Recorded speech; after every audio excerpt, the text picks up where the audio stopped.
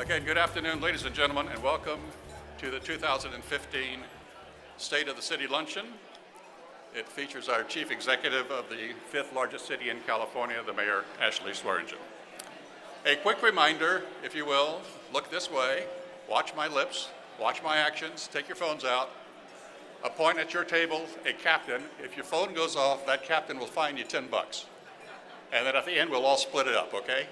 Turn your phones off now, if you will, or put it at least on vibrate. So I'm Al Smith. I'm the President and CEO of the Fresno Chamber of Commerce, and on behalf of the organization, we welcome you to today's events. As you came in, I hope you had a chance to see some of the stuff that's displayed out in the lobby as well as here in the room about some of the many activities that are going on in our city as our mayor advances the campaign of restoring and revitalizing Fresno.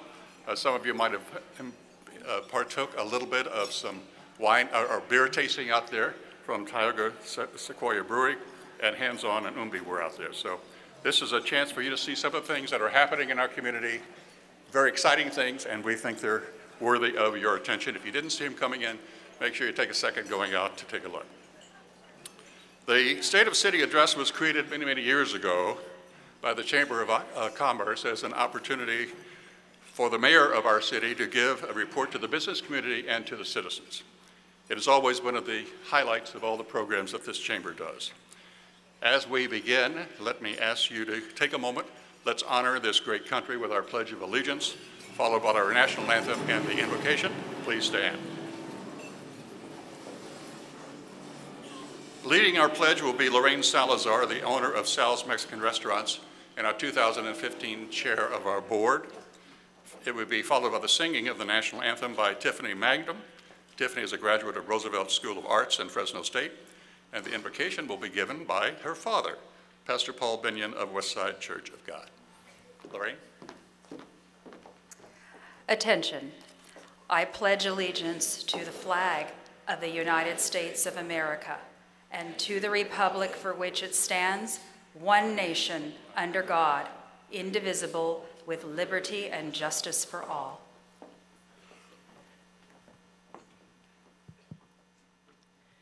Oh, say, can you see by the dawn's early light what so proudly we hailed at the twilight's last gleaming, whose broad stripes and bright stars through the perilous fight o'er the ramparts we watched were so gallantly streaming, and the rocket's red glare, the bombs bursting in air, gave proof through the night that our flag was still there.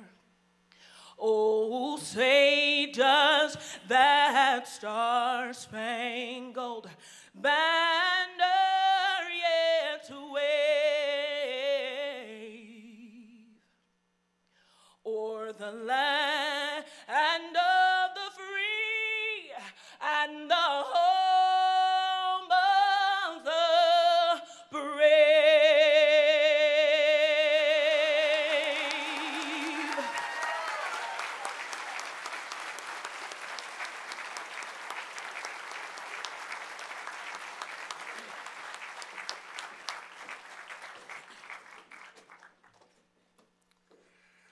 O Lord, our Lord, how excellent is your name in all of the earth. You are a great God and our loving Father. We give you high praise for that today. Not only for the marvelous things that you allow to come to pass in our lives, but God, for who you are. We're thankful, Lord, for this gathering as we've come to celebrate. We invoke your presence now with us as we come in to commemorate what is happening in our city, the marvelous and wonderful things that we all have a witness to.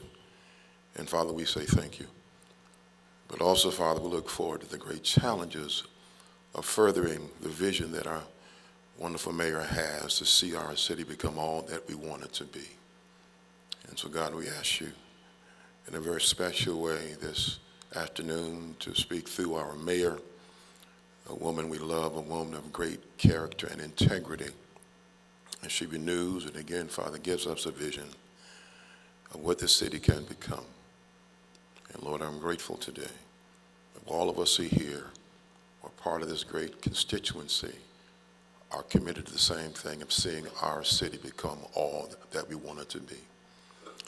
And also, God, as the vision laid before us, and we know, Lord, that a vision is a desired and future reality, but one that can come to pass, as all of us learn to work together and to grab hands and go forward together.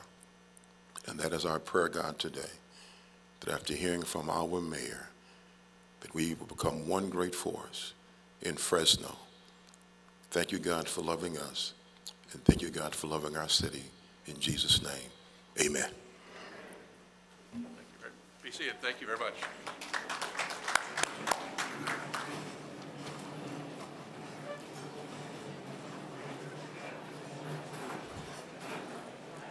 As you know, events like this would never happen if we didn't have some very special and conscientious businesses step forward to help us underwrite events as this. Our presenting sponsors today are Lions, Bob Smithcamp, thank you so very much for your support, EECU, JP Morgan Chase. Also listed on your program, you'll notice that our associate sponsors are Fresno Clovis Convention and Visitors Bureau and Republic Services. Our Friends of the City sponsors are Quadnoff, Fresno Yosemite International Airport, Harris Construction, UC Merced, Mid-Valley Disposal, Precision Civil Engineering, and Fresno Housing Authority. So thank you very much, ladies and gentlemen, for all those. I would be remiss if I also did not mention the fact that we have a special category of our members that are called the Chairman Circle, who above and beyond their dues give us higher financial support, and they are a key element to making this chamber viable, successful, and hopefully effective.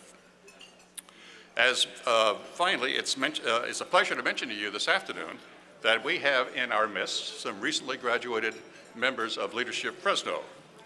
In its 31st year, this organization, of which the mayor is an alum, along with many of the elected active people in our community, this group comes together in a year-long program.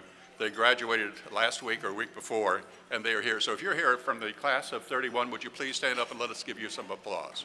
Thank you for...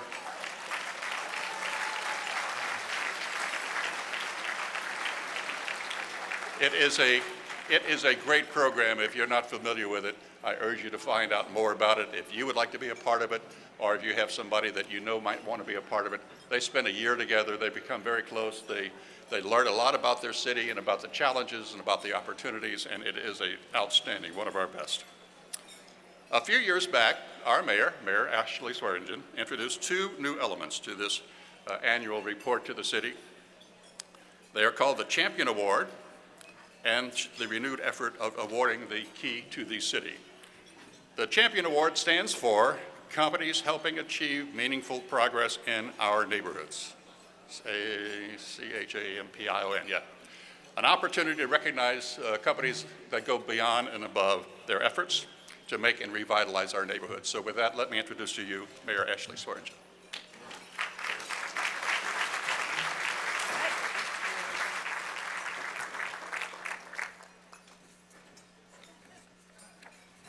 Well, good afternoon, everyone. You guys look good today. Yeah? Your mom dressed you well? Yeah? Good? Okay. Well, it's always a pleasure to be here and to celebrate some very special people at the annual State of the City address, and starting with a company that has extremely gone above and beyond their call of duty on behalf of our community.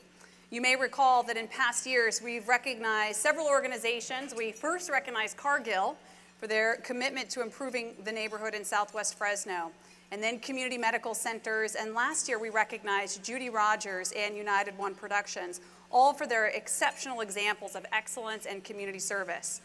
Our 2015 Champion honoree continues that tradition. This year's award winner has led the way in making a difference in the lives of the residents for over 100 years. As committed as they are to their customers, they're just as dedicated to making sure the communities where they do business prosper. It's my pleasure to announce that the 2015 Champion Award winner is Wells Fargo.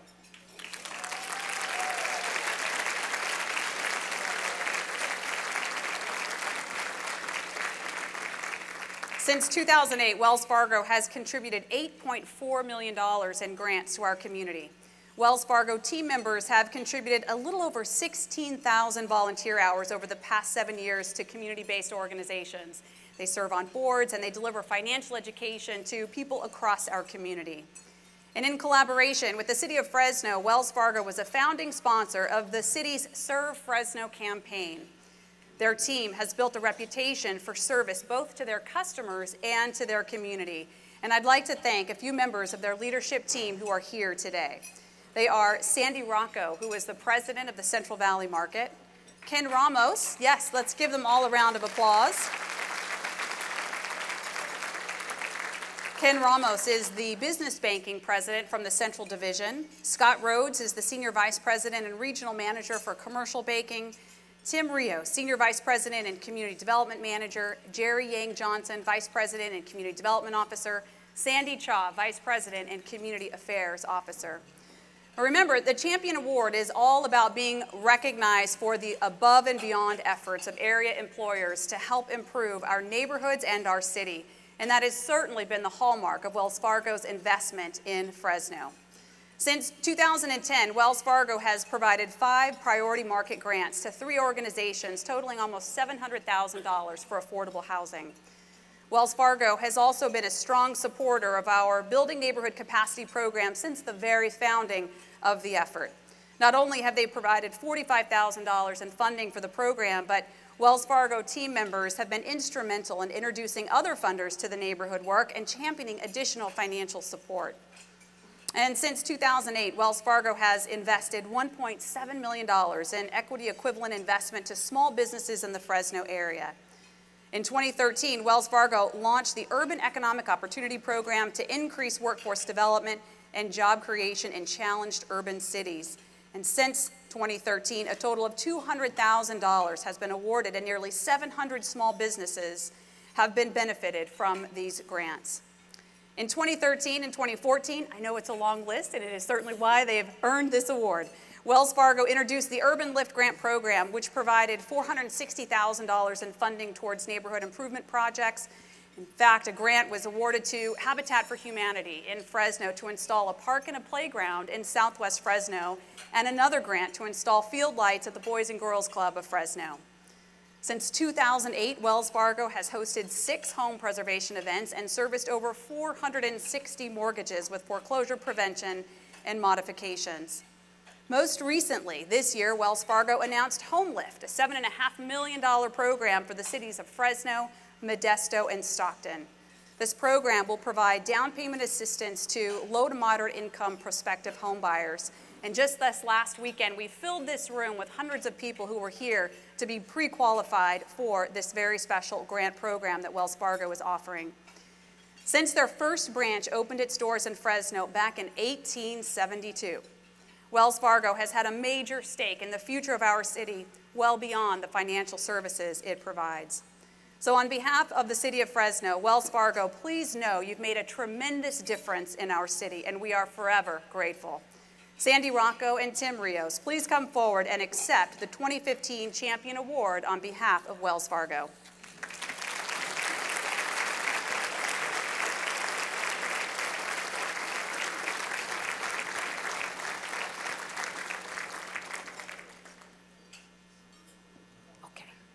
Okay, they came, yay. We keep all these things a surprise, and then we worry, oh my gosh, I hope they come. Welcome, Tim Rios and Sandy Rocco.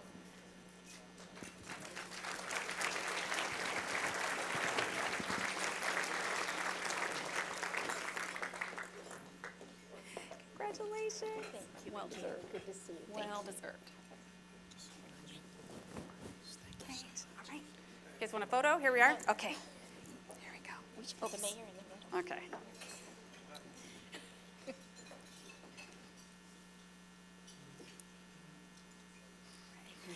Congratulations. Congratulations. Thank you so much. Tim, Sadie, congratulations on behalf of all of us. Now, as mentioned earlier, the second award that she has introduced to this program is called the Key to the City. It honors an individual for their dedication and their perseverance and, of course, their public safety. Once again, the mayor.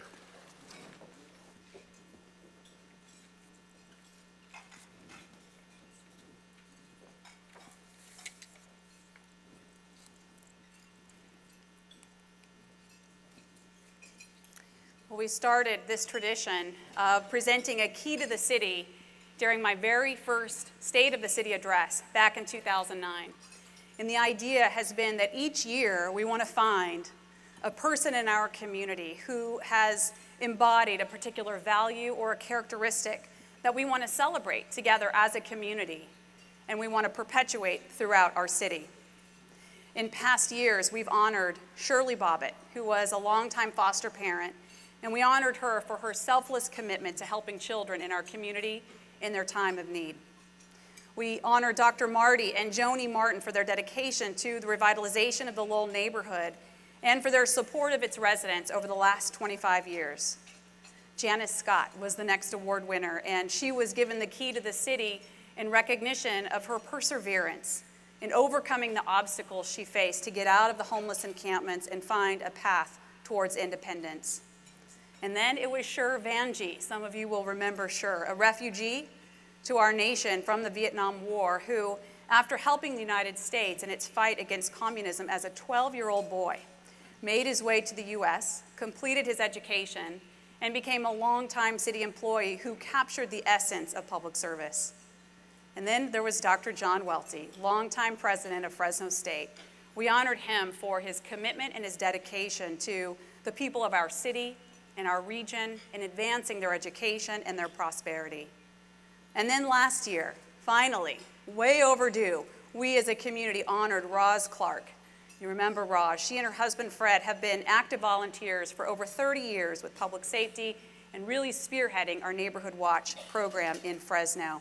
Some of our past recipients are here today, and I'd like to ask them to again stand and be recognized, Dr. and Mrs. Martin and Roz Clark.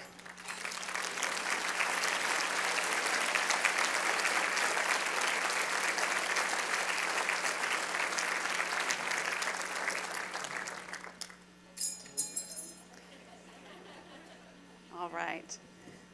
Well, this year's Key to the City recipient is someone whose faith and perseverance will inspire you. She didn't intentionally set out to be a role model, yet her response to a profound personal tragedy has become a model of forgiveness for us all. Her call for peace and reconciliation cuts through the darkness of violence and retaliation like a laser knife. I'm humbled and honored to present the 2015 Key to the City to the mother of 9-year-old Janessa Ramirez, and that woman is Stacy Gonzalez.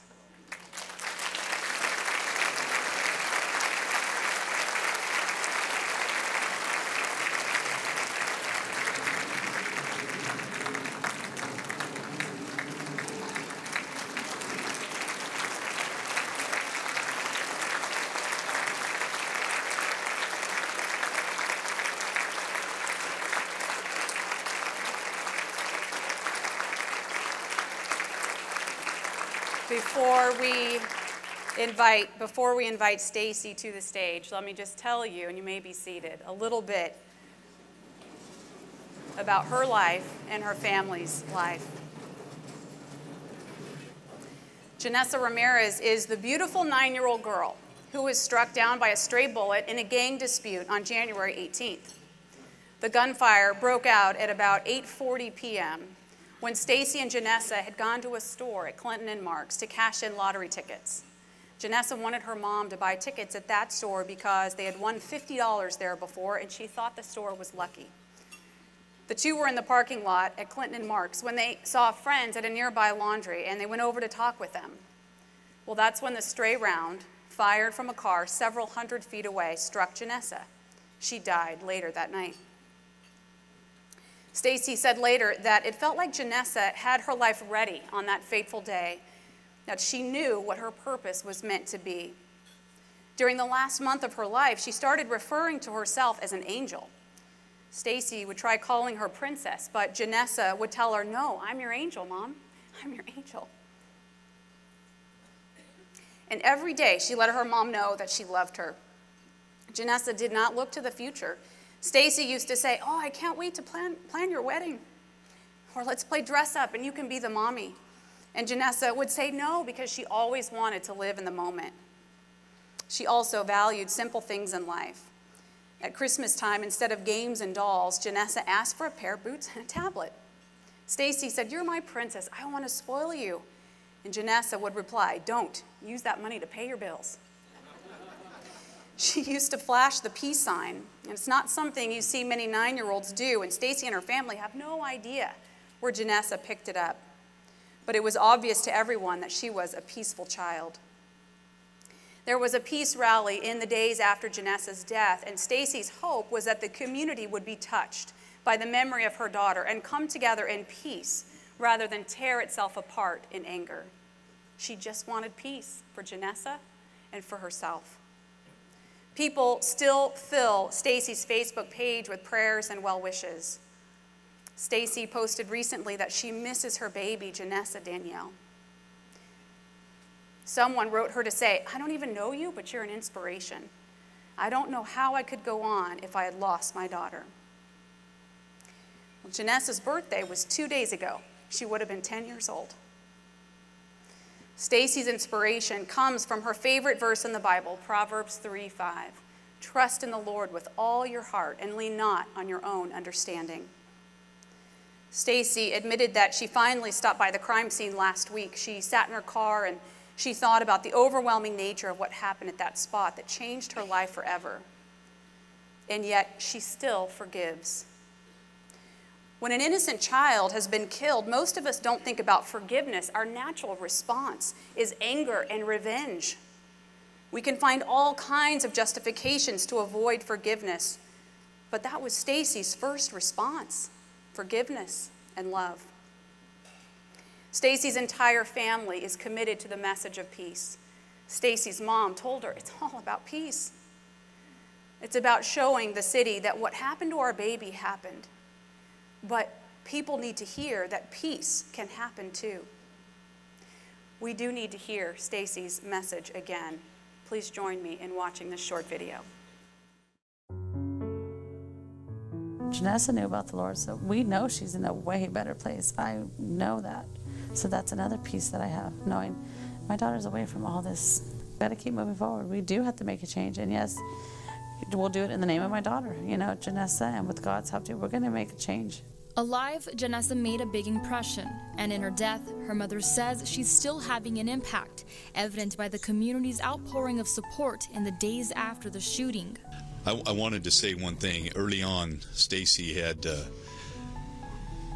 forgiven these individuals in her heart. And we knew that. She had made that comment publicly. In fact, when our detectives interviewed Brian Cooks, one of the things that helped in that interview was when our detective told suspect Cooks, "Janessa's mother, Stacy, has forgiven you." He broke. And then he began to tell the truth. Forgiveness is powerful. And so I want to thank you for that. And again, you guys are going to hear it again. I forgive them. And I love them. And I hope they find the Lord so they can have peace in their heart. Because now I have my full peace. My baby's in a better place. And I just want us to continue to have peace. Like I said, remember, think of Janessa. She wouldn't want people fighting and being mean to each other. So like I said, learn to forgive and don't do the same forgive and forget. Forgive but don't forget Janessa. Thank you.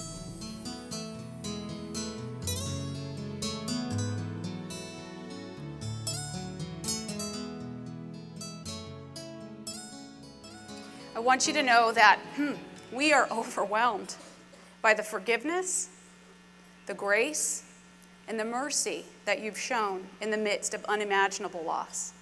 Your compassion has reached beyond your family, and it's changing our city. And for this, we sincerely thank you, and we humbly honor you today. We know that there are still many hard days ahead for you and your family, and none of us expects you to be strong all the time. We know that some days may be okay, but that more often than not, most days are very, very painful, and they will be for a while. But during those times, we want this key to be a reminder that your community is here to support you, and we thank you for all that you've taught us. And with your family and you, we will continue to put our hope and our trust in the God of all comfort as you continue the healing process. In recognition of your commitment to forgiveness and community reconciliation in the city of Fresno, would you please come forward and receive the 2015 Key to the City of Fresno?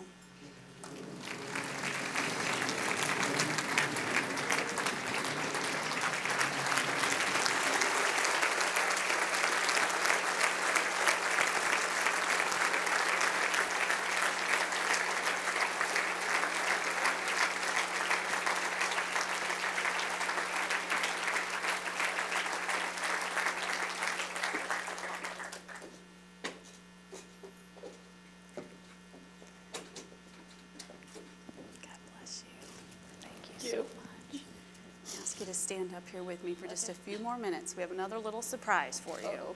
So you can hold on to that. So Stacy, the community also wanted to do something special for your family in the name of your angel, something that would continue to resonate with other remarkable children and allow us to always remember Janessa. So thanks to support from the Central Unified School District, I'm proud to announce the creation of the Janessa Ramirez Student Scholarship Fund.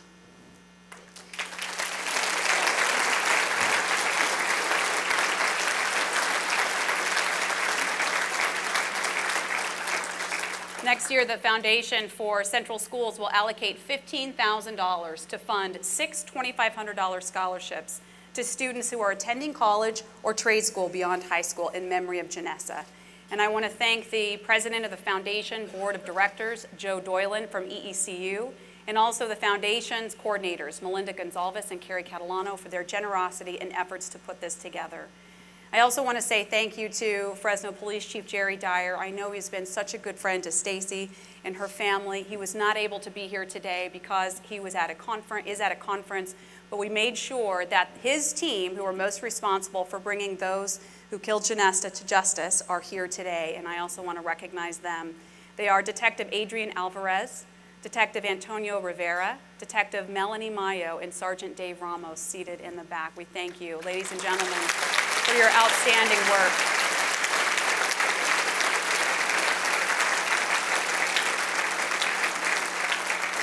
And lastly, I also want to recognize Stacy's family, her mom and dad, Victoria and Frank Posas, who are here, her sisters, Erica Exinia and Lisa Esparza.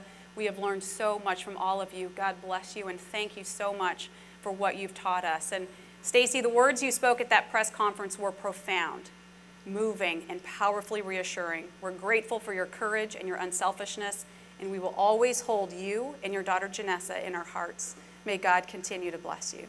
Thank you.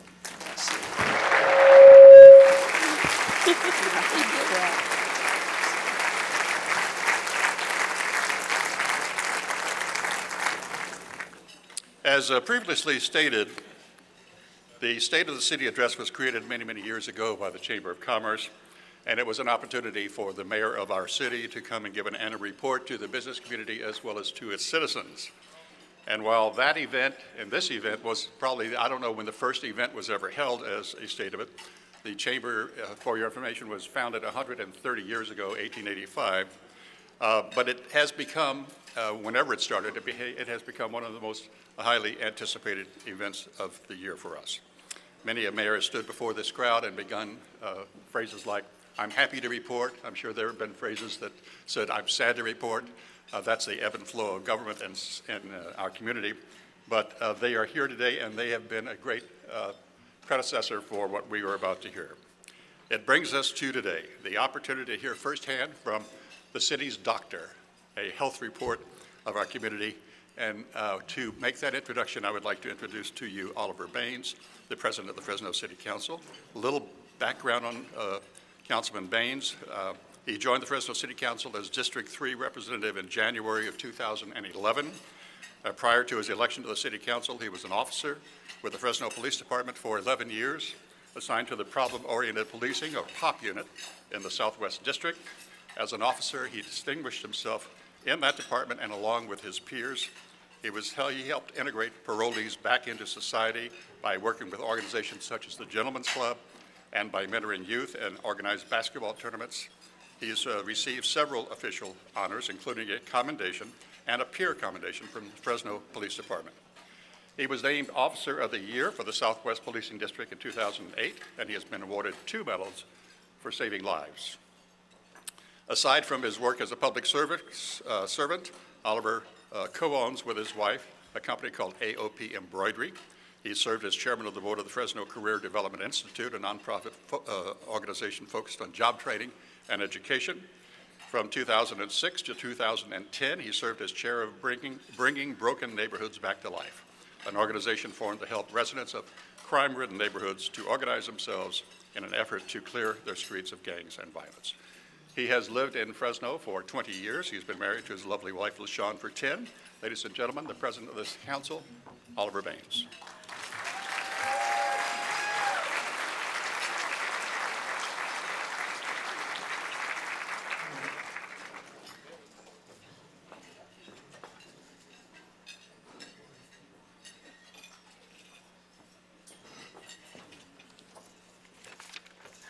Wow, that was a very nice introduction, Al. I was looking around wondering who he was talking about for a moment.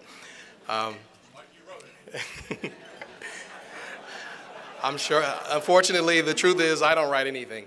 But I get the distinct honor of introducing the mayor, who is also a dear friend of mine. So, when you're a council member, and most of my colleagues know, we do this all the time. We introduce her, we introduce each other. So normally I don't bring any notes up here. I could just do this off the top of my head, but I'm feeling a certain sense of obligation being the council president, and it being such a big event. I said, I better make sure that I can have this right. So I decided to do something a little bit different with my introduction of you today, Madam Mayor. I'm going to run through a very short list, because I put myself on a time limit, of just some fun facts. I'm gonna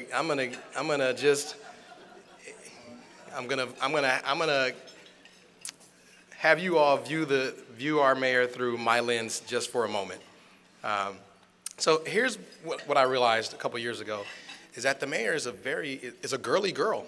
I mean, in the realest sense of the world. Like, if you ever want to see our mayor absolutely blush, with pride, tell her hair looks great. I'm going to tell you. Just let her know. I mean, it is a very, very serious endeavor to make this hair as perfect as it is. And I'm going to tell you, I remember the first time I did it, it was almost an accident. I said, hey, your hair really looks great. She goes, really, it does?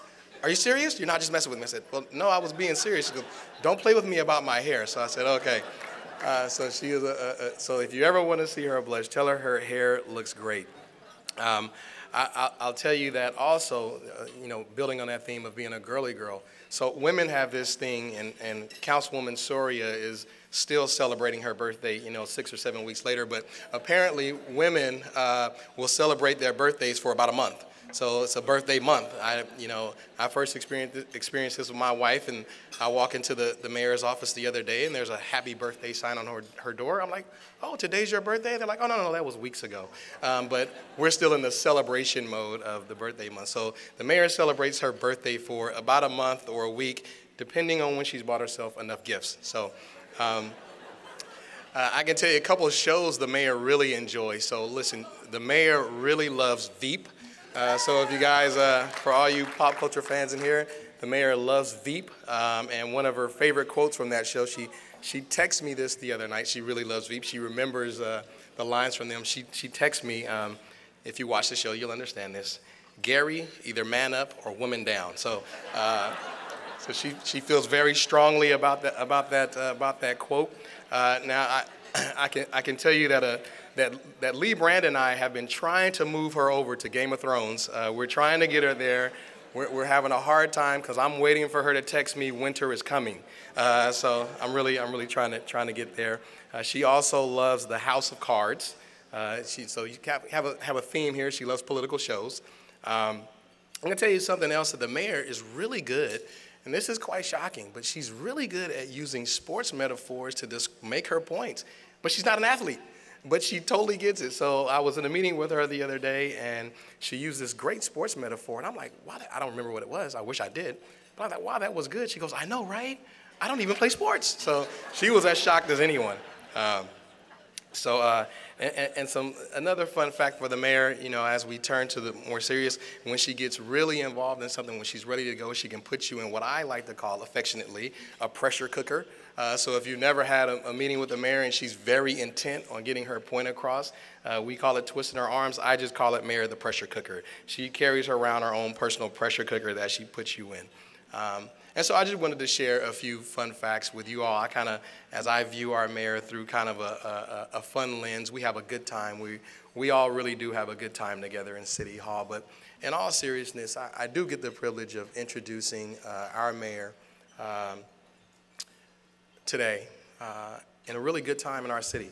We're going to hear a lot about restoration. We're about to move into budget hearings, and I'm sure that she'll touch on some of those themes today, but it really in the truest sense is restoration, because our mayor really led our city back from the brink of financial ruin.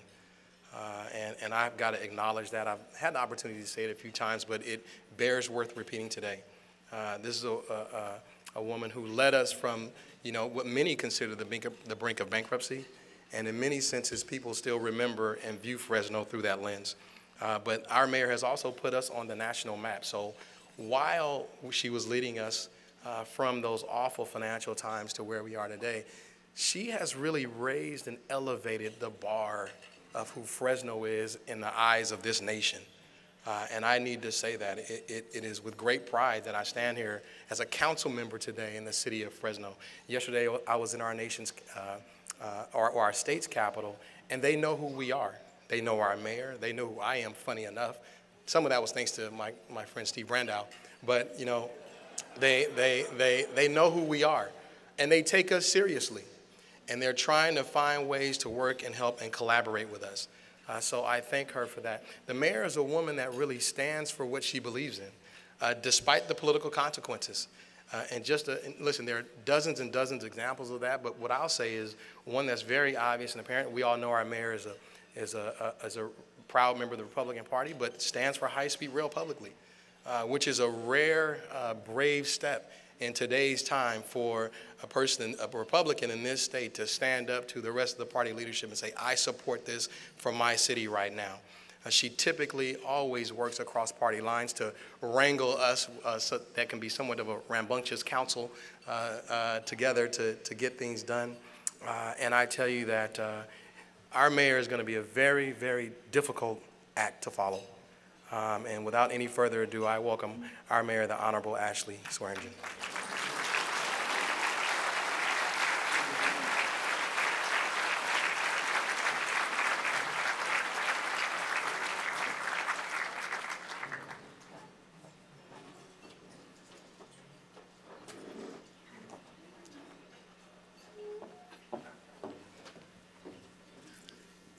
Thank you so much, Council President Baines.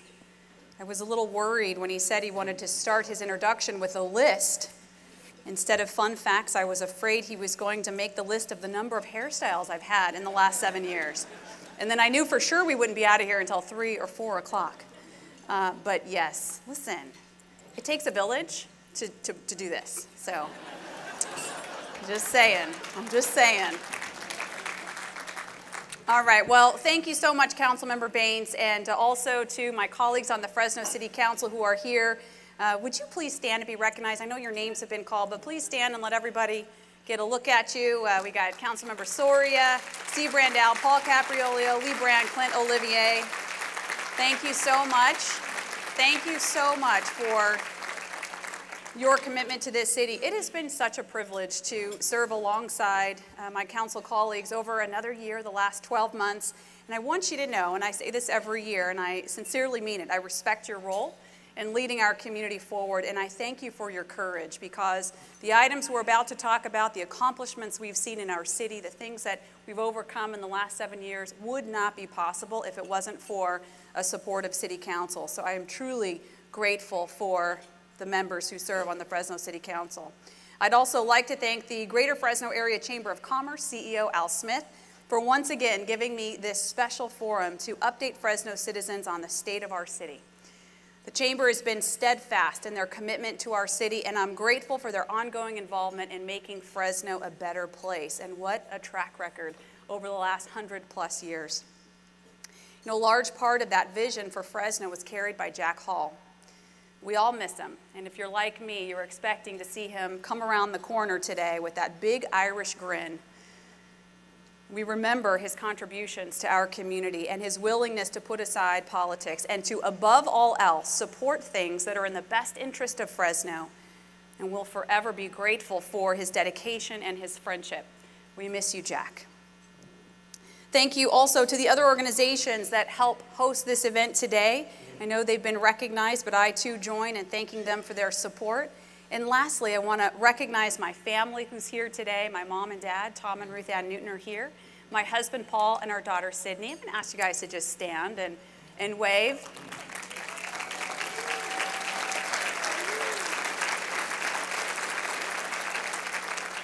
They, plus my son who's not here, my sister, my family, is truly the backbone, and they have made me who I am today. So I thank them for their support. And you know, my son, who is a 5th grader at Manchester Gate, I tried to talk him into being here today. I told him next year, my last year, you have no choice. You will attend one State of the City in my time in office. And his response to me was, I don't want to wear itchy clothes.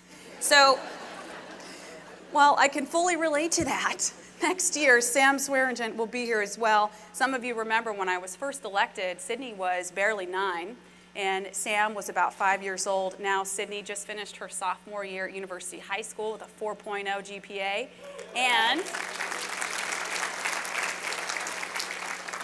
yesterday, she went out on her first driving lesson with her father. So time certainly does fly.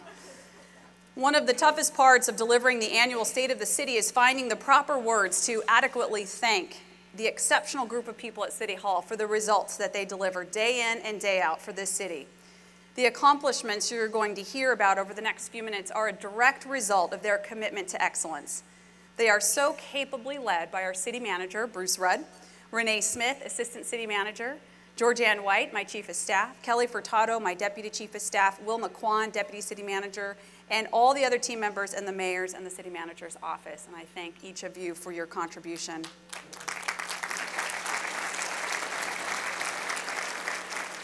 I also want to recognize Doug Sloan, the Fresno City Attorney, and his team in the City Attorney's office. Since Doug assumed his role, our city is getting sued less. And when we are getting sued, we usually win. So that's a great, great thing for Fresno taxpayers, and we thank the city attorneys for all of their efforts.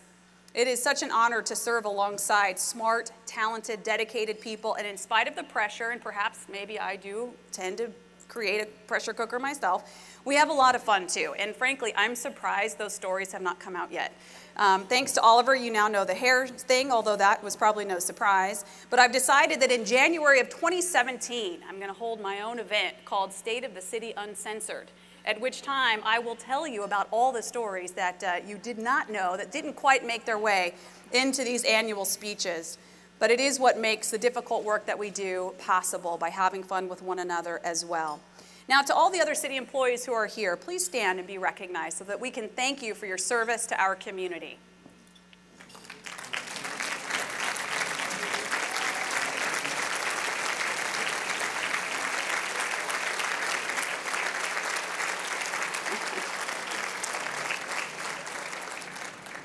Unfortunately, our city family experienced an inordinate amount of loss this last year with the passing of 9 employees.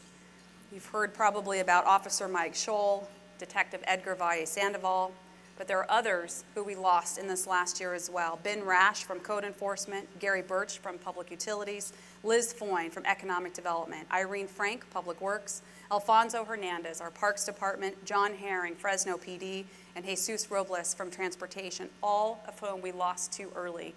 I know it's impossible to capture the service and the dedication of these employees in a simple speech or a memorial, but I do believe it is important to honor them and to celebrate their lives by remembering their good work.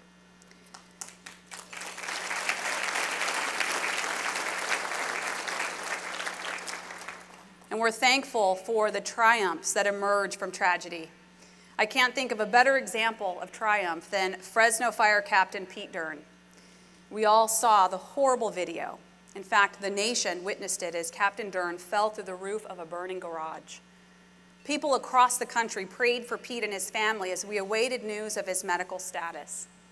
Fortunately, Pete is, by all accounts, a fighter, and his recovery is remarkable. I'm told that his hospital room is filled with cards and signs from children and first responders from around the nation. Doctors say Pete continues to respond well to his surgeries and he's healing steadily, and he may be out of the hospital by October. So for his family and friends, his fellow firefighters, and everyone in the city of Fresno who's rooting for him, Pete Dern is worth every smile, every prayer, and every hope. So please keep them coming.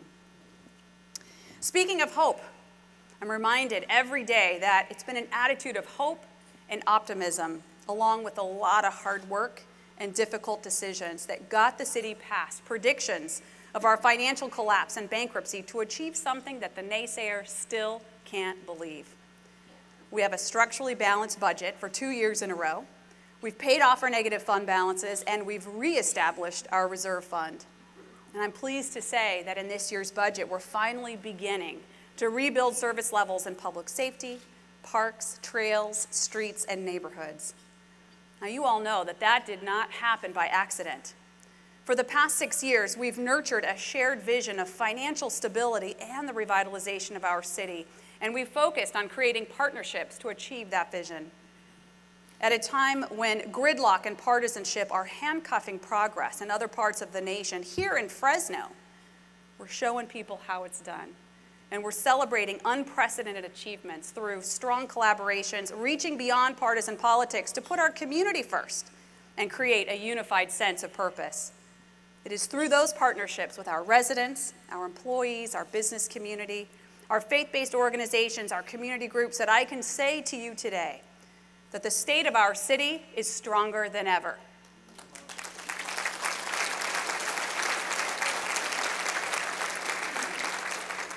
The nation is buzzing about what's happening and what's been accomplished here in Fresno. The Atlantic magazine ran a series lately called American Futures, and it's highlighted Fresno's comeback. And there's so much to write about, it took them 10 installments. For all of us who have been in the trenches fighting for every inch of recovery and believe, truly believe, madly, deeply, that we're on the cusp of something epic happening right here in Fresno, let me state for the record, it is about damn time somebody noticed.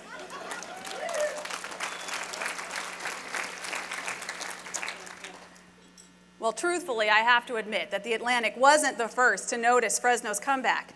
Last spring, the Pat Brown Institute listed Fresno as leading both the state and the nation in economic expansion. And then later that year, in July, the California Employment Development Department indicated that the city of Fresno was the 5th best job-creating city in the state. A few months later, in September, there's more good news. My dad can wait for that.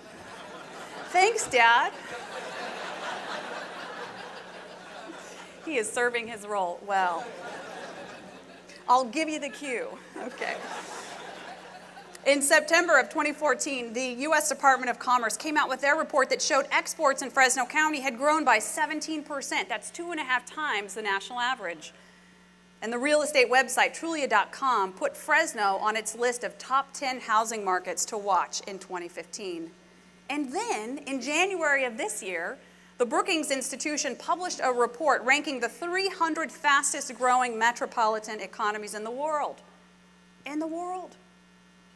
That report indicated that when comparing job growth in 2014 over 2013 at the metro level versus the national averages, that Fresno was the 4th best job-creating region in the world with a 4.5% growth rate compared to 1.9% nationally. And now you can applaud.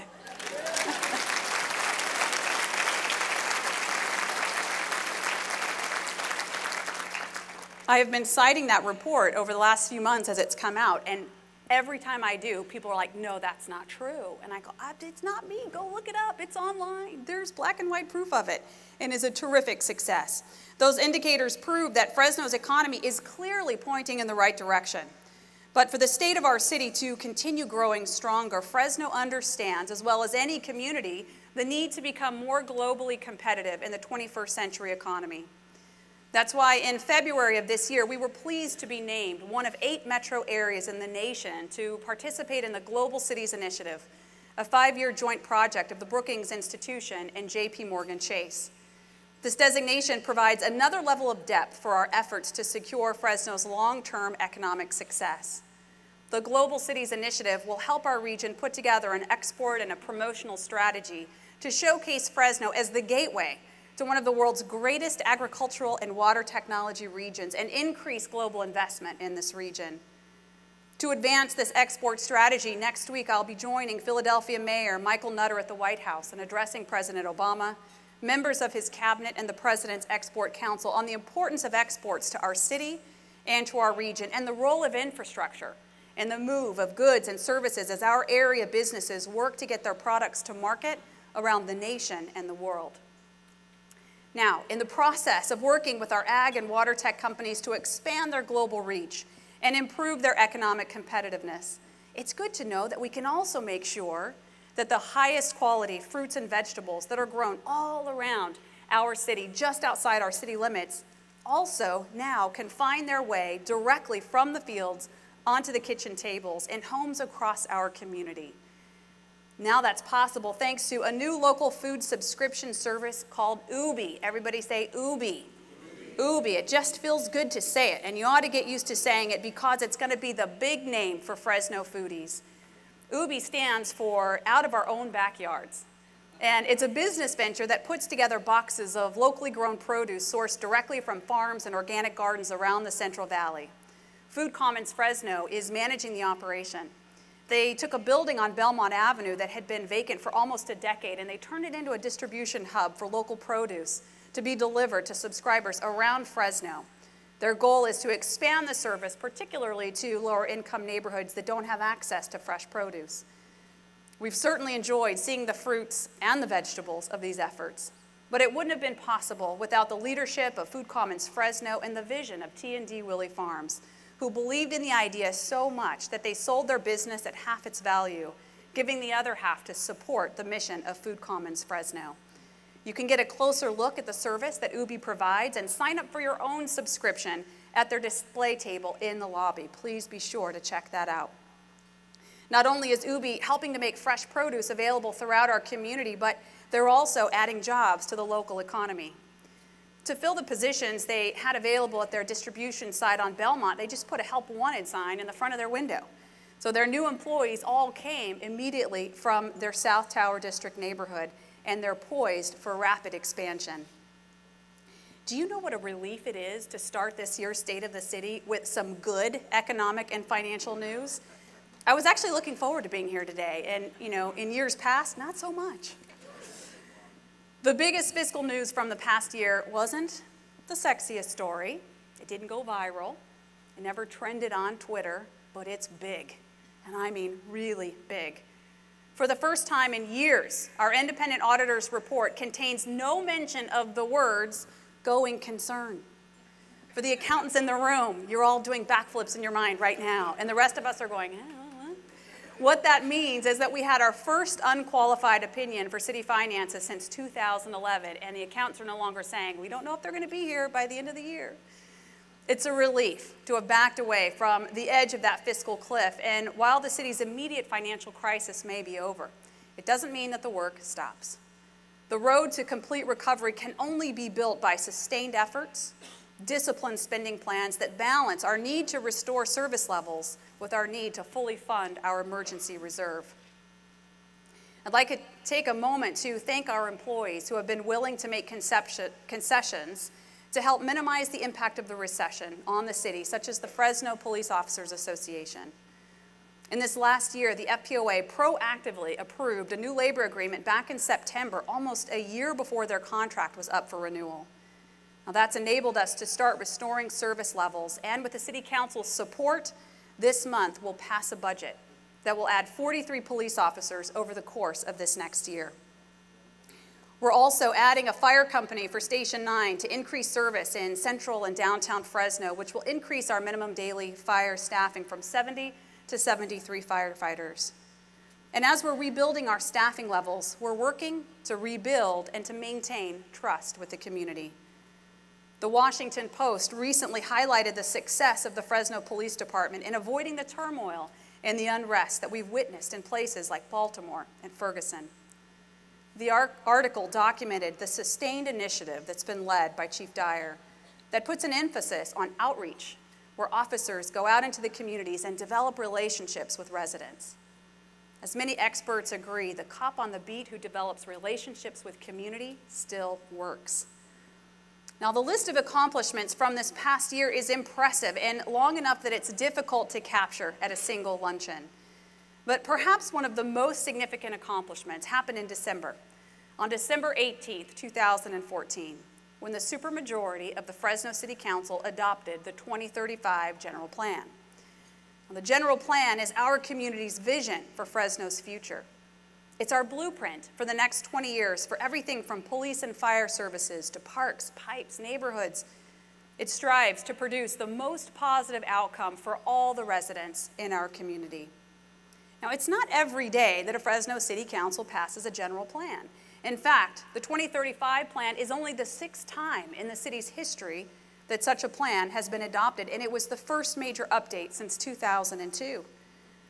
During the public meetings for the new plan, I heard some of the most profound comments from members of the community that I think I've heard since being in public office.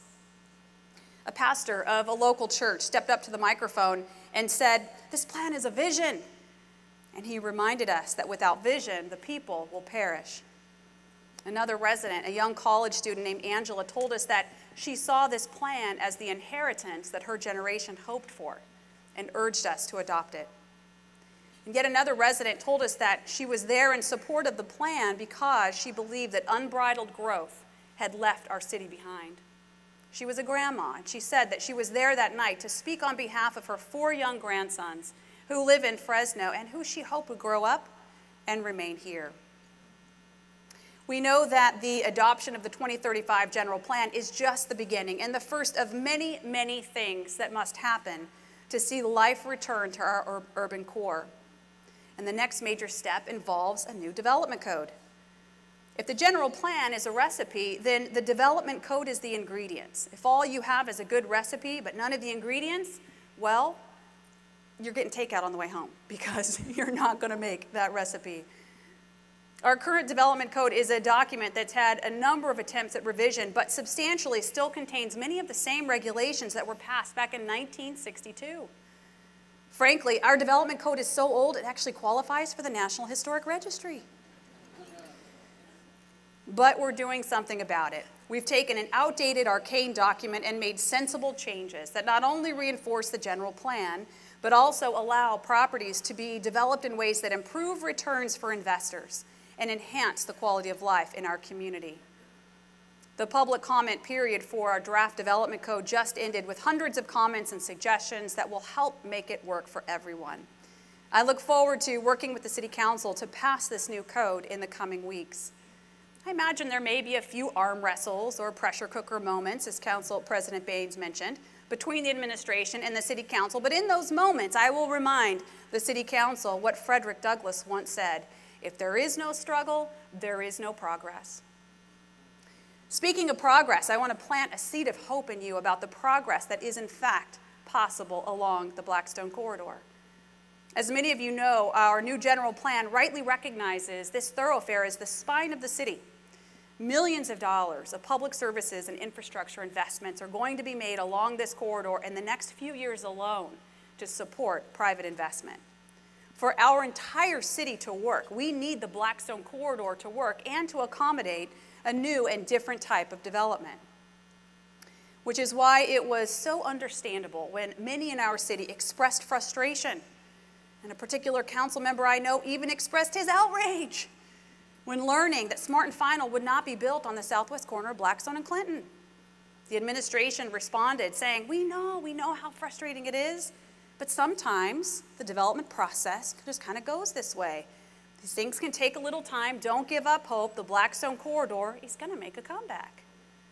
In fact, our words of encouragement to not give up are proving to be quite wise, because I'm very pleased to tell you that Smart and Final has signed a lease to take over the Save Mart store. Where?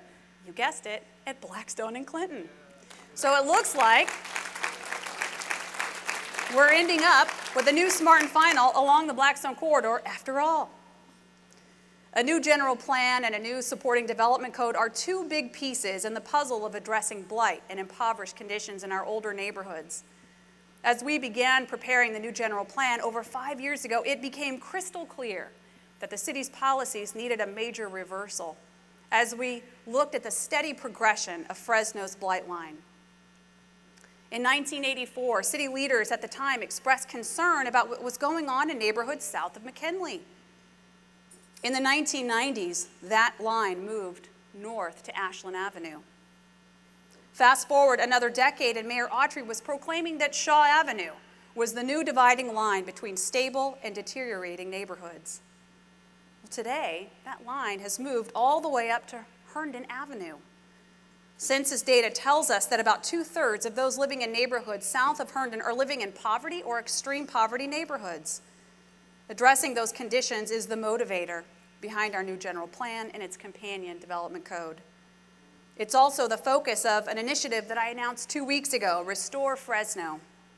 Restore Fresno represents the city's comprehensive efforts to improve property values, living conditions, public safety, and the overall quality of life in our older neighborhoods. Restore Fresno includes land use planning in Southwest, Southeast, and Central West Fresno, building resident leadership and deploying neighborhood revitalization teams in the Lowell, Jefferson, El Dorado, Kirk, and Yacomie neighborhoods, promoting incentives for private investment in these and other established neighborhoods, and working with property owners and businesses along the Fulton Corridor, Blackstone Avenue, the Tower District, to improve the vitality of these major commercial centers in our city. Now, believe me when I say that I hear the arguments against the kind of work that we're attempting in Fresno's urban core. In fact, I've got them memorized.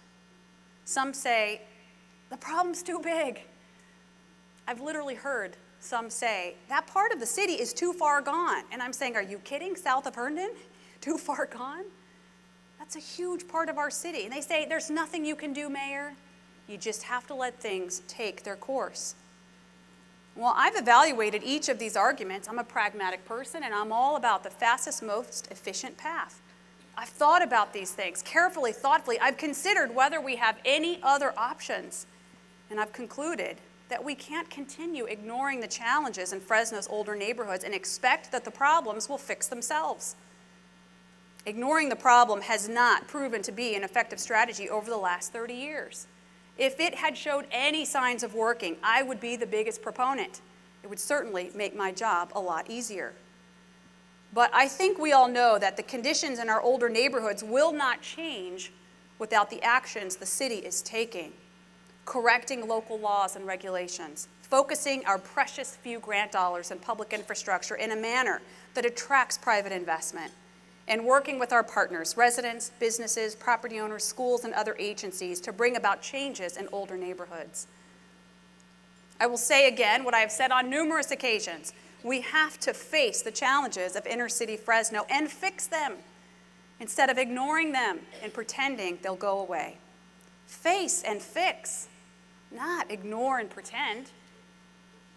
As you know, I feel very strongly about this for our city and quite literally spend most hours of every day after I do my hair working on these issues which my staff pointed out to me was my first 2 hours of every day. Fair enough. But after that, I'm all on these issues.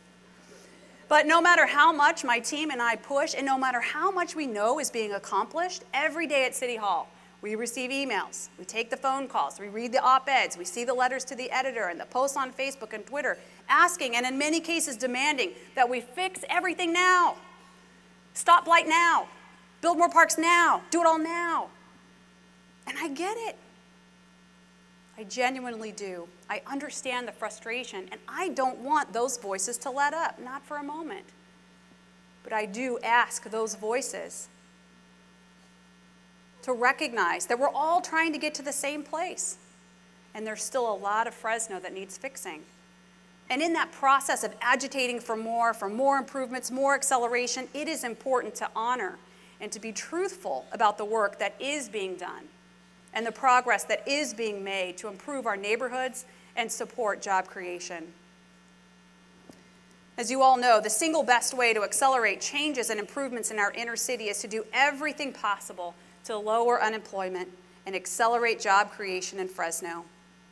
And while City Hall only manages a small portion of the job creation process, it's important that we do our job with excellence. In each of my last 6 State of the City addresses, I've talked about the importance of improving City Hall's development processes so that we're not a hindrance to job creation and investment. And last year, I updated you on the creation of the Business Friendly Fresno Initiative, BFF for short, launched specifically to turn Fresno into one of the top cities on the West Coast for business friendliness by reducing red tape and establishing accountability. Before we had roadblocks. Now, thanks to BFF, we have building blocks. Under the strong co-chairmanship of both Pete Weber, our business community leader, and our own development director, Jennifer Clark, Business Friendly Fresno is going strong. Pete and Jennifer, thank you for all you're doing to spearhead this important effort. The results are impressive and the improvements are substantial. We now use defined project levels, each with an optimized process. The simpler the project, the quicker the review. And in some quick cases, you can get approved right there at the counter. The more complex cases or projects get reviewed by a collaboration of department staff to discuss the application, give concise and thorough feedback, and establish clear protocols for decision making. Now bear with me in the next few minutes because I'm going to rattle through a bunch of statistics that I think are going to knock your socks off. So get ready. In 2014, Business Friendly Fresno processed almost 13,000 applications, completed almost 65,000 inspections, and checked over 5,600 plans. It served over 13,000 customers at the front counter, and the average wait time for our customers was only about 14 minutes. In 2014, 92% of Level 1 and Level 3 conditional use permits were completed on time, 92%. Now, in past years, we wouldn't have been tracking this. In past years, we wouldn't have been able to report what these processing times were. 68% of Level 2 CUPs were completed on time, and 100% of Level 4 CUPs were completed on time in 2014. For site plan reviews, also in 2014, Level 1 and 2 projects were completed 72% and 82% respectively, and 100% of Level 3 and Level 4 site plan reviews were completed on time. Those numbers got even better in the first quarter of 2015. For CUPs, 78% of Level 2 projects were completed on time, and 100% of Level 1, 3, and 4 projects were completed on time, 100%. For site plan reviews in quarter 1 of 2015, we only had one Level 4 project, the most complicated level of project. It was not completed on time, but it was finished within a few days of the deadline. But for every other project, all levels, 1, 2, and 3, 100% were completed on time in the first quarter of this year. Dad, can you lead some applause now? Thank you.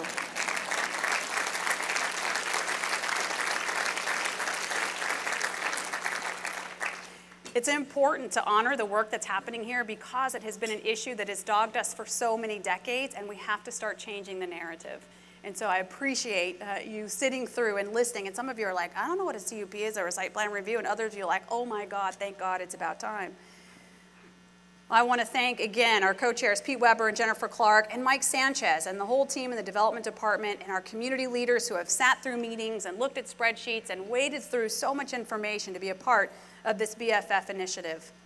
I think you can tell that we're working hard to help get to yes for Fresno businesses instead of getting stuck at no.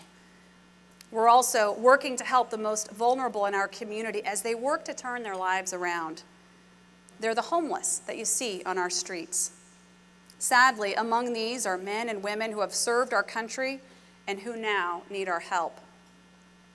I'm proud to say that as a result of our local partnerships, we have significant community momentum toward the effort to end veteran homelessness. In 2014, Fresno was selected by the White House for its 25 Cities initiative, and I was happy to join the mayor's challenge to end homelessness.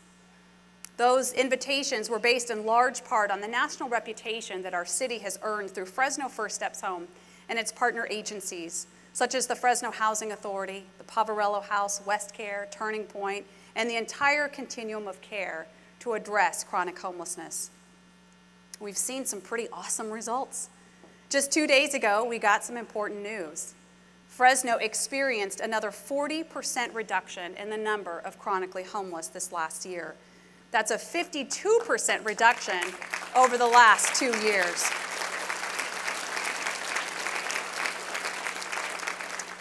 And we're poised for even greater improvements. This past February, we introduced a new level of housing and case management service called the MAP Point at the POV, which stands for Multi-Agency Access Program, a first point of contact based at the Poverello House. And as the name suggests, the MAP Point at the POV involves a number of service providers and different agencies all working together in one location to make sure that people who need help getting services get the right care the first time. Now, I realize that sometimes when we talk about this issue, all you hear are numbers and agency names and MAP Point this and continuum of care that, and it's easy to get lost in the maze of government funding streams and programs. But it's important to continually remind ourselves that we're talking about real people with real stories. People like Dee Dee Shaw. You may have seen her story in the Fresno Bee in December of last year. Dee Dee tells us, "I didn't wake up one day and decide to be homeless." She found herself living on the streets of Fresno after a string of tragic events. "I took care of my terminally ill mother for nearly 2 years until she passed away. I began looking for work, but in June the next year, a speeding car hit my 11-year-old son. He spent the next 2.5 months at Children's Hospital, and the doctors didn't know if he would survive. 3 months after he was released, our home caught fire in the middle of the night. We lost our dog, our car, we lost everything but the pajamas we had worn to bed. Dee Dee searched for assistance, but was unable to find shelter with her son, who went to live with her grandparents. Being homeless is soul-crushing," says Dee Dee. "You live in fear when you're homeless. I was spit on. People threw things at me as they drove by. People assumed I was a prostitute. I thought I was going to die out there. I felt empty and depressed. I cried every day for the first month because I thought, I'm going to die and my son won't remember me," Dee Dee recalls. She then learned about Fresno First Steps Home and the city's efforts to address homelessness through the Poverello House. With Fresno First Steps Home help, she was able to secure housing in August of 2013, reunite with her family, finish her education, and secure full-time work.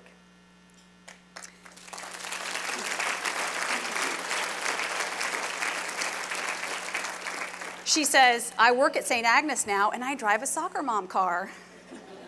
Very proudly. "I needed a hand up, not a handout." Though Dee Dee is happy now, at one point she was ready to give up. "I'm not sharing my story to get pity," she says. "I'm telling my story to open your eyes.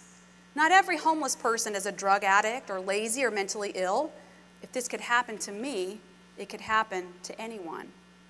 Dee Dee Shaw, thank you for being willing to share your story and remind us that we must not stop our efforts to end chronic homelessness in this city. Please stand so that we can recognize you, Dee Dee.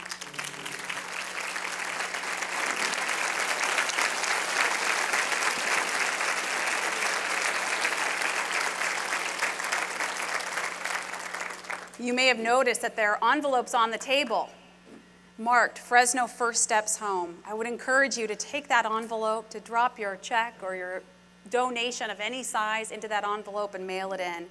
Those dollars go directly to help people like Dee Dee get off the streets. You know, it's so inspiring to see people and organizations in our city coming together, working in a collaborative fashion with all the motivation of helping Fresnans in need get back on their feet and back on a path of independence. And that's exactly what we see happening at the Fresno Bridge Academy. Sponsored by Reading and Beyond, the Bridge Academy got started back in 2009, and again, Pete Weber saw a need to help Fresno families develop 21st century job skills. He recognized that existing programs didn't go far enough to bring residents from Fresno's poorest neighborhoods into the economic mainstream, and that a different strategy and a different sort of program would be required. So he envisioned and created an innovative program to give at-risk adults the education, the experience, and even the work ethic necessary to successfully enter the workforce. The Fresno Bridge Academy serves as a pipeline to resources and services for job-seeking adults and their families to break down the barriers and build the self-reliance that will help them transition, first from unemployment, then to finding a job, then to finding a better job, and ultimately establishing a career. To date, the Fresno Bridge Academy has over 80% of its graduates finding new jobs, as well as producing a $5.50 return on every tax dollar invested. It's been an overwhelming success, and hundreds of people have already been helped by the Bridge Academy, but that number is now going to grow thanks to a $12 million grant made possible by the federal government, one of only 10 grants of this type in the nation. And because of that successful grant, the Bridge Academy and Reading and Beyond will be able to serve 1,500 families over the next 3 years at 9 different locations in Fresno County. Congratulations to Pete Weber, Reading and Beyond, and the team of the Fresno Bridge Academy. We thank you for your success. The examples of transformation and civic innovation just keep coming in Fresno. Our community is blessed with so many people transforming the way we respond to and solve problems, even if they're only in 6th grade. You've heard about this group of exceptional young men that comprise the robotics team from Riverview Elementary School. They call themselves the Fab Five, and I saw them walk in earlier. Where are they? There they are, way over in the corner. Stand up, everyone, in the bright yellow t-shirts. Yay!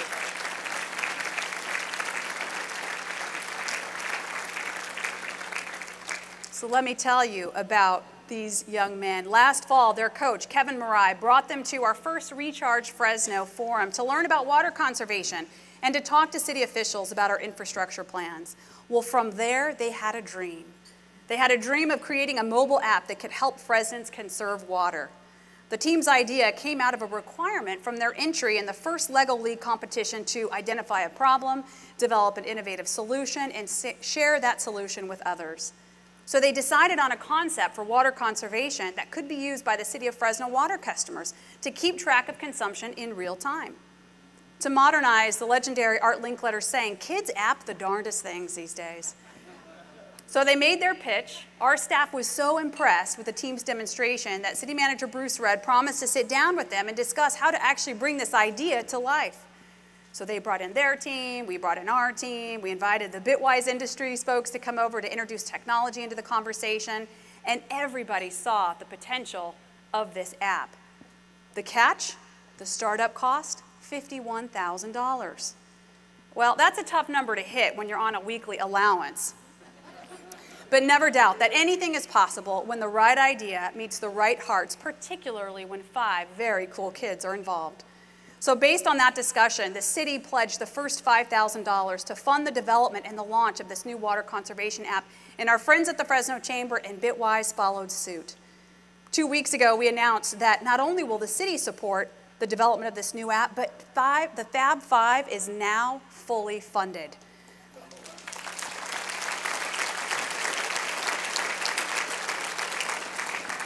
My thanks to AT&T California for their generous donation, along with commitments from PG&E, the Fresno Chamber, Bitwise, and many others. So these young men are inspiring us, and pretty soon it's going to be possible to know just how much water you're using on a daily basis, thanks to their work. Look for that app in the next 120 days. And while you're at it, on top of that really cool app, coming soon to a smartphone near you, yet another mobile app that's going to help city residents take control of their neighborhood by connecting with city services to resolve issues quickly. It's called FresGo, Fresno City Services on the go. This new app is free, it's simple, it's a real-time platform that will allow you to report concerns, track the requests, provide comments, and learn more about city services. So for example, if you see a problem, a pothole or a sprinkler that needs to be capped, take out your phone, see, snap, send, and take control of your neighborhood. So look for Fresgo in the next month. We're anticipating that a large number of service requests on the new Fresgo app will be related to water conservation issues, and that's as it should be. We're all extremely concerned about the effects of the drought and its long-term implications on public health and safety in our economy.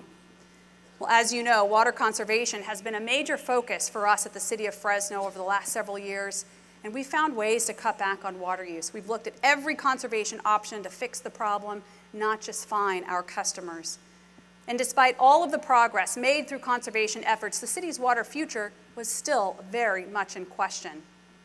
In order to build the infrastructure necessary to capture, treat, and use the surface water we'd already been paying for, save our wells from contamination, and replace pipes, in some cases that were 60, 70, 80 years old, we knew we'd have to do something that no elected official wants to do. We'd have to raise the rates. Well, that's not the best move for anyone running for office, for like maybe state controller or something like that. I know that my opponent certainly made hay out of this during her campaign last year. And there was plenty of local opposition to this rate hike as well. About this time last year, the opposition had managed to gather enough signatures to put an initiative to repeal those rates on the ballot. Our water infrastructure plan was in crisis. But there's a legend that says the Chinese character for crisis is made up of other characters that represent opportunity. So we seized this unique opportunity to regroup and spend the time necessary to talk with fellow Fresnans about what it was going to take to ensure an adequate and reliable water supply for future generations.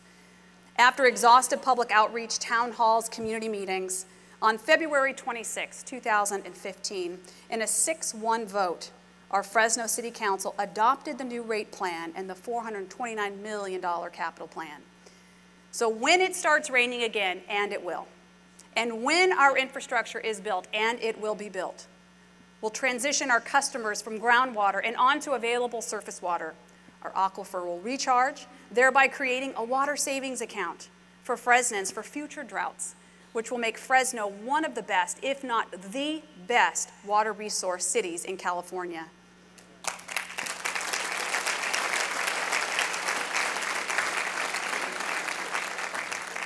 Our kids are going to thank us, our grandkids, our great-grandkids, and so on, but that wouldn't have happened if it wasn't for a small number of people who demonstrated a large amount of political courage. Thank you, Fresno City Council members.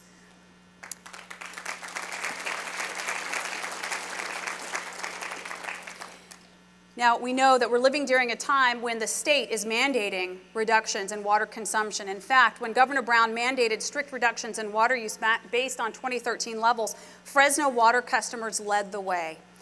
By the end of 2014, we had cut back on water usage by over 6 billion gallons, more than any other city in the state of California. And I think, except for one, which by the way, I think that city cheated. I'm pretty sure we were the best. We know there are no shortcuts to successful water conservation. The governor set a high bar for everyone to reach, but as of the end of May, we are at 18% in our reduction, on our way to 28%, more than halfway. We can easily get the remaining 10% if the 2,000 or so customers who are still watering every day in the city of Fresno would change their habits and switch to the 2-day-a-week pattern that we've now established. That's right, I said 2,000 accounts in Fresno still watering every day. So we're reaching out to them, as well as tens of thousands of others who may be watering 3 times a week just on the wrong days, need to just get to 2. Everybody count to 2. Say 2 days a week. 2 days a week. And if we do so, we'll easily reach our goal. We know, of course, that that means lawns are going to be a little bit brown as you drive around the city. I had a state official come to town a few weeks ago, and she said to me, "Wow, Fresno looks great. There are so many brown lawns here." I said, "Thank you. I guess brown is the new green. I don't know." But we want everyone to know that it's okay if your lawn goes dormant. It can come back to life. Speaking of dormant things coming back to life, let's talk about downtown and the Fulton Mall project. I saved my favorite subject for last. As all you regulars know who come to these events, there's usually a good swear engine riff on downtown in each State of the City address, so here goes.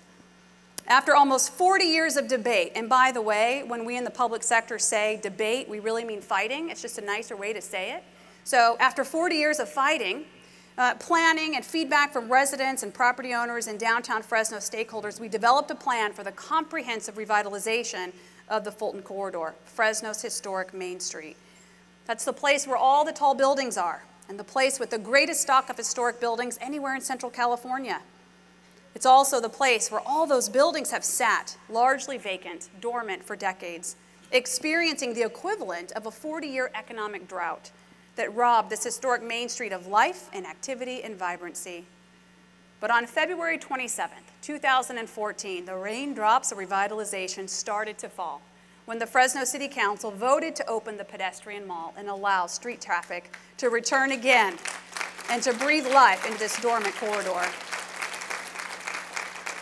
Since that decision, there have been literally millions of dollars of private real estate transactions that have taken place along the corridor, investors knowing the area is about to boom and wanting to ride that wave. I'm pleased to update you on the progress of the project today and let you know that construction bids will go out by the end of this summer, and we will break ground on the Fulton Street reconstruction project by the end of this year.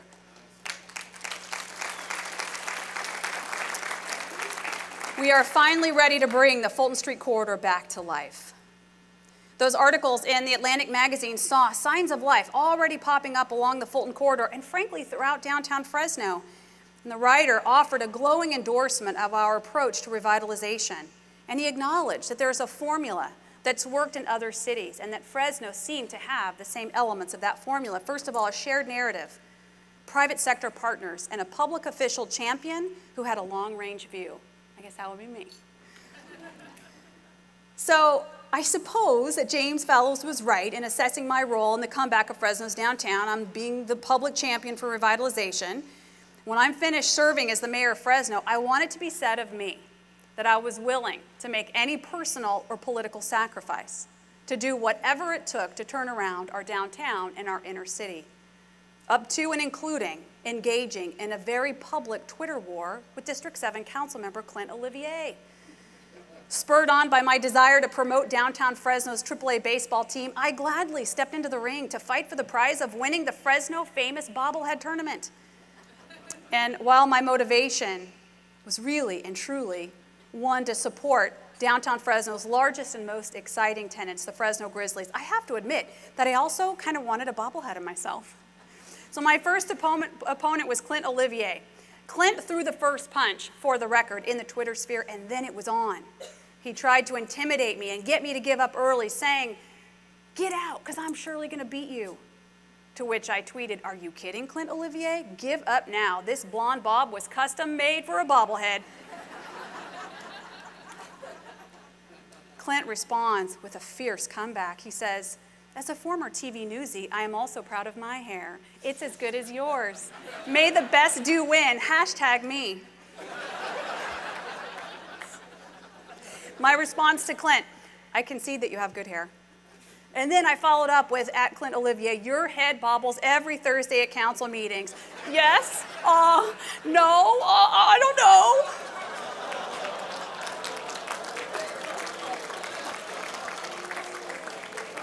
It's a matter of public record. And I had his permission to talk about this. Eventually, I prevailed over Councilmember Olivier and Steve Perry and two of those DJs from Q97, I have no idea who they are, and made it to the Final Four, but I was eventually defeated by the former NFL star Ickey Woods. So even with the loss to Ickey Woods, the experience was gratifying, not just because I thoroughly enjoyed sparring with Councilmember Olivier, which I truly did, and he's a terrific sport, but because it gave the community a chance to rally around our Fresno Grizzlies and ensure a successful launch to their new season and to their new identity. As you know, the Grizzlies lost their longtime Major League affiliate, the Giants, but they've embraced their new identity. The Grizzlies make that the first place Grizzlies are totally Fresno's team. They successfully petitioned minor league baseball to wear an "I Believe in Downtown Fresno" patch on their uniform. They pronounced that their home in the Central Valley is Gralifornia. And they made sure that the fans knew, even if players come and go, the front of the uniform always says Fresno. I applaud Derek Franks, the new Grizzlies general manager, and his entire staff for their vision, their innovation, and their passion for their hometown. They're also changing the local mindset, and I couldn't be more thrilled. And by the way, I'm also happy to tell you that I finally got my own bobblehead.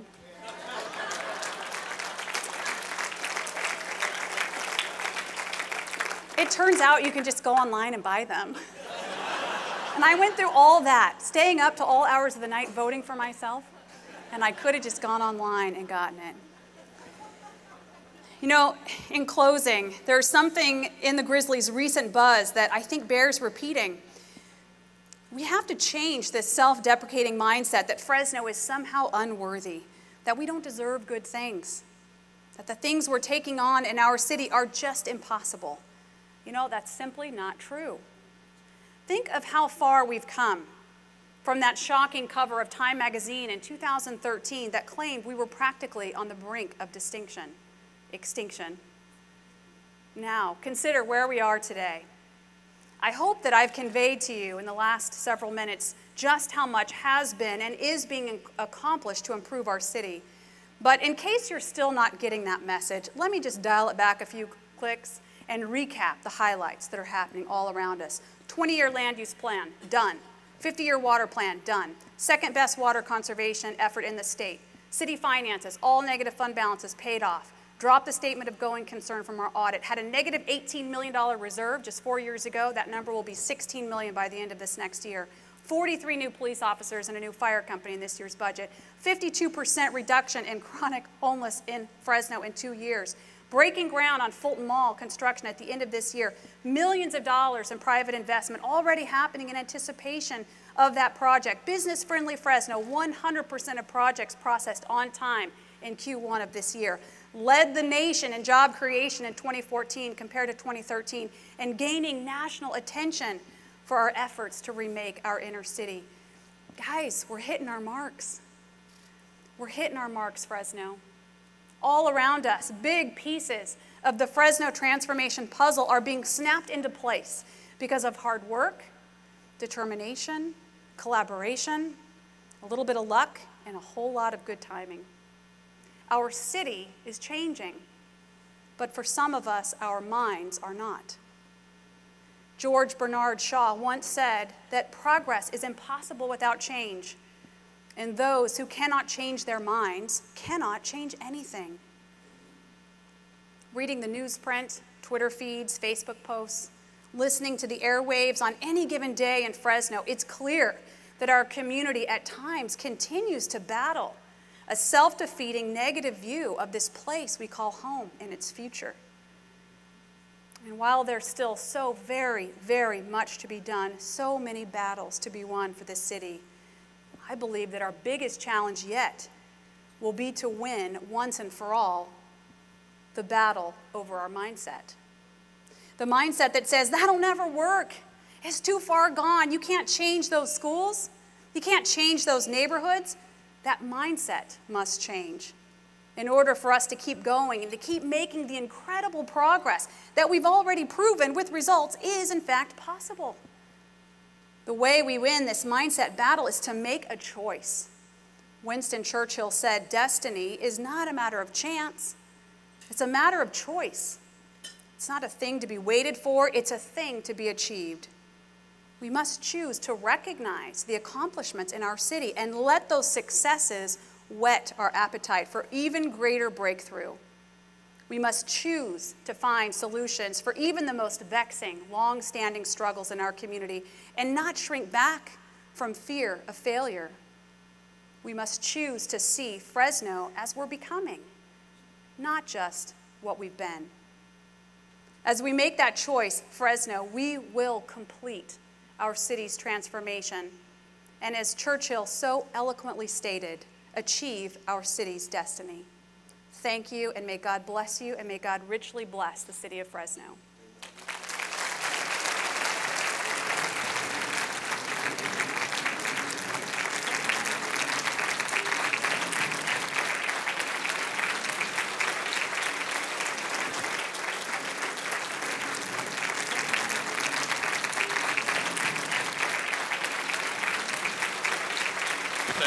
very much, Mayor. I think we all walk out of here inspired by what we've heard. We are appreciative of what this mayor has done for our community as she's moved it forward. If you will, one little housekeeping on your table while you're looking at for some things, you'll find some small packets of postcards. And we would like to enlist you to become part of the team that tries to move forward in this community with its transformation. So take those postcards with you, find a friend or a relative or somebody that you'd like to, and send a postcard to that person. Just let them know some of the great things that are going on in our community. So thank you very much. One other housekeeping, the flowers you can have, the vases you can't. So if you want the flowers, take the flowers, but please leave the vase. And as we close, let me say thanks to our presenting sponsors, Lions. Bob, thank you very much again. EECU, JP Morgan Chase, our associate sponsors, and so forth. Special thanks to our staff at the Chamber and the Mayor's staff for helping put this together. It is a Chamber of Commerce day out there. The temperature is the 80s, so go out and enjoy it. Bye-bye.